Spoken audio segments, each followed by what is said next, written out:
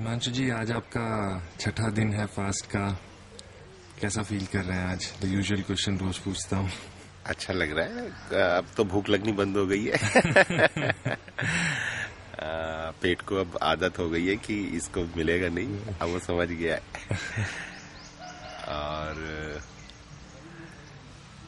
कल हमारी दिल्ली से मित्र नंदिनी सुंदर आई थी, जिन्होंने सलवा जुर्म के खिलाफ एक सुप्रीम कोर्ट में मुकदमा किया है, और वो शाम सेट्टी जाना चाहती थी उन चारों लड़कियों से मिलने जिनको एक्यूज्ड एसपीओज और पुलिस वाले उठाकर किडनैप करके ले गए थे थाने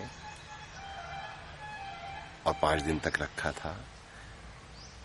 और रात को उनका एसएमएस आया कि उनको जबरदस्ती सुकमा से पहले रोक लिया गया है और उन्हें एक बॉयज हॉस्टल में रात भर रुकना पड़ा, और बाहर रात को भी उनको 1-1:30 बजे फिर से एसपीओज ने नॉक किया, परेशान किया, पूछताछ किया। और अभी भी सुबह भी उनको चारों तरफ से एसपीओज और पुलिस ने घेरा हुआ है और उन्हें जबरदस्ती जगदलपुर भेज रहे हैं। ये हालात बताते हैं कि सरकार सच से कितना ज्यादा डरी हुई है। अगर बलात्कार न किया होता तो सरकार को इस तरह से व्यवहार करने की जरूरत ही नहीं थी। सरकार डरी हुई है, इसका मतलब है कि गलती की है और अपनी गलती से बचना चाहती है।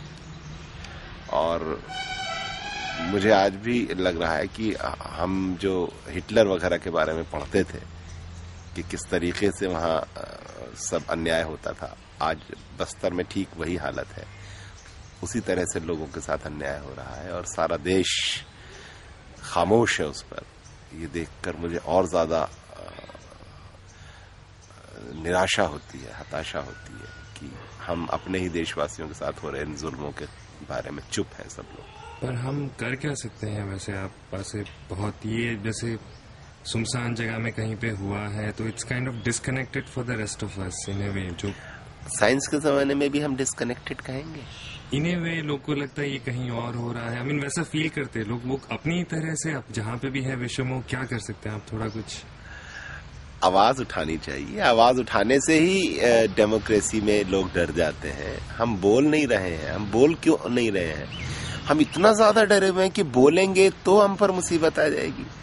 तो वो कविता है ना कि जब वो यहूदियों के लिए आए तो मैं चुप रहा क्योंकि मैं यहूदी नहीं था, जब वो ईसाइयों के लिए आए तो मैं चुप रहा क्योंकि मैं ईसाई नहीं था, और जब वो मेरे लिए आए तो सब चुप रहे।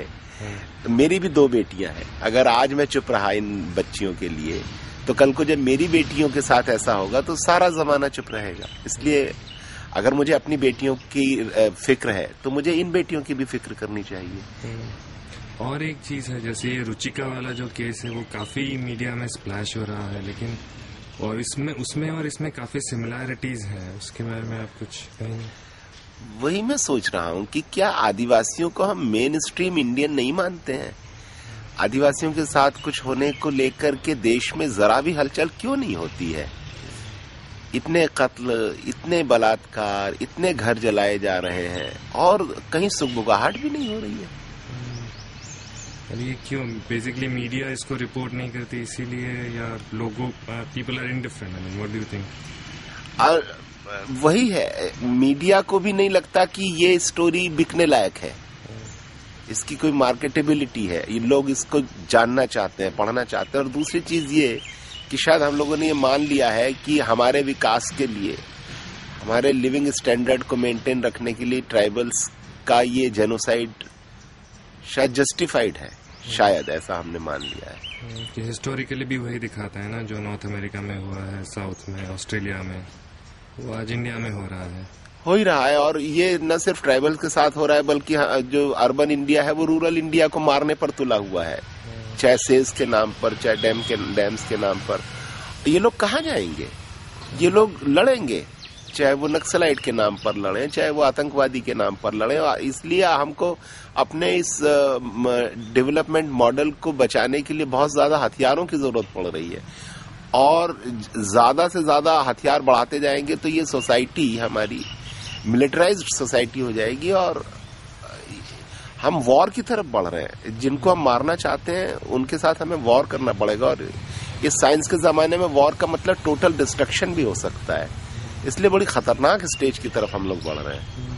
और ये भी है जैसे शहरों में जो रहते हैं, जैसे आपने कहा कि अर्बन और रूरल डिवाइड है, लेकिन सब जो अर्बन एरियाज में रहते हैं वो इसको ऐसे मानते नहीं। I mean they are kind enough in their own way, but they are again like that, either they are afraid or they don't know what to do. I mean जब हमें ये पता नहीं कि हम सबके सपने हैं कि हम बड़े बने, और जब हम बड़ा बनते हैं तो हम दूसरे को छोटा बनाते हैं। बिल्कुल ऑटोमेटिकली आप दूसरे को छोटा बना रहे हो। जिसको आप छोटा बना रहे हैं वो तो फड़फड़ा रहा है, वो बराबर बनना चाहता है, इसलिए लड़ाई है।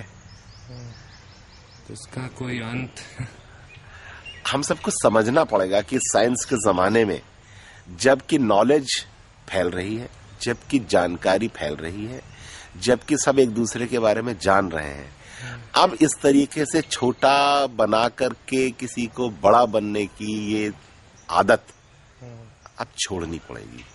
साइंस का जमाना है, माइंड भी साइंटिफिक करना पड़ेगा।